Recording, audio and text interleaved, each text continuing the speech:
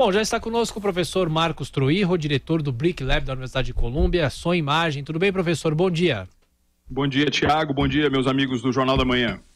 Professor, começou oficialmente a guerra comercial entre Estados Unidos e China. À meia-noite de ontem, Washington passou a impor sobretaxas a 34 bilhões de dólares de exportações chinesas. Aliás, os chineses vão, claro, revidar em exportações americanas de soja, carne e petróleo. E como que esse conflito, professor, afeta as redes globais de produção? Até onde isso vai parar, hein, professor? Bom, Tiago, você sabe que quando terminou a Guerra Fria, iniciou-se um processo de globalização profunda, e uma das principais características desse período, que valeu até recentemente, foi a consolidação das chamadas redes globais de produção, ou cadeias globais de produção. Isso significa o seguinte, que dependendo dos custos ou da especialidade de um país, você concentra a produção naquela região.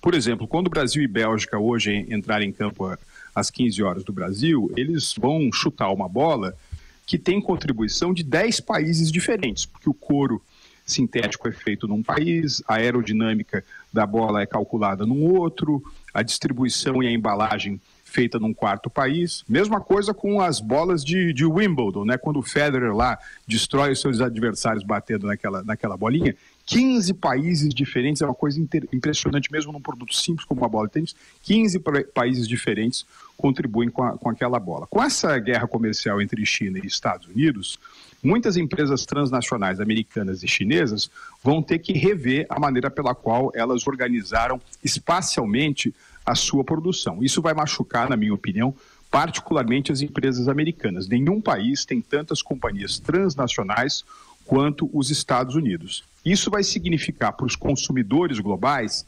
preços mais altos. Isso vai significar também alguma inflação incremental no mundo.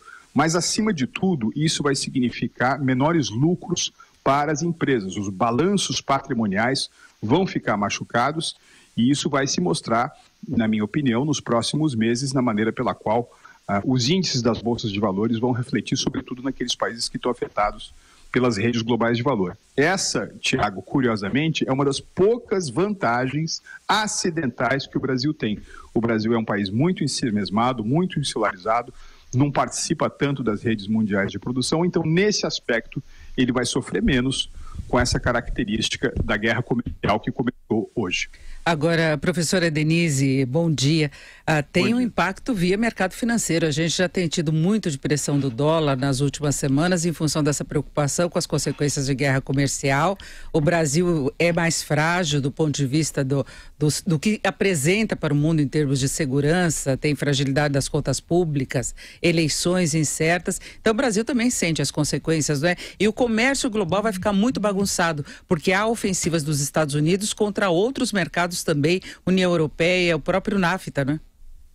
Sem dúvida alguma. Essa guerra comercial com a China, Denise, tem uma visibilidade maior, porque, afinal de contas, aí são quase 400 bilhões de dólares de superávit comercial que os chineses têm com os Estados Unidos. Houve uma migração importante da atividade industrial que se localiza.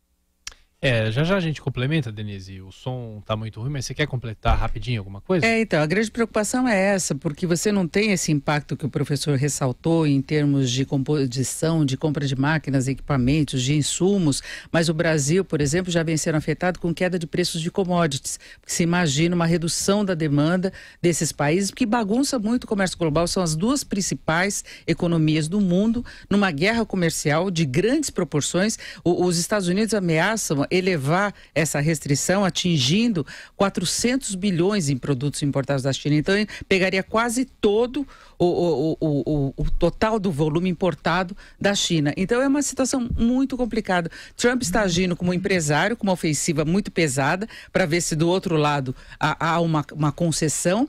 Mas, na verdade, não se sabe até que ponto vai isso, porque a China disse que está totalmente preparada para essa guerra. Professor Marcos Troirro de volta. Professor, obrigado mais uma vez. Só quer completar em 10 segundos, rapidinho, por favor? Claro. Não, sem dúvida alguma. Vamos torcer para que esses sejam apenas os movimentos iniciais e finais dessa guerra, que isso fique por aí, porque tudo que uma economia como o Brasil não precisa é uma guerra comercial de larga escala. Perfeito. Professor Marcos Troirro, diretor do Break Lab da Universidade de Colômbia, comentarista internacional da Jovem Pan, toda segunda, quarta e sexta aqui no Jornal da Manhã. Professor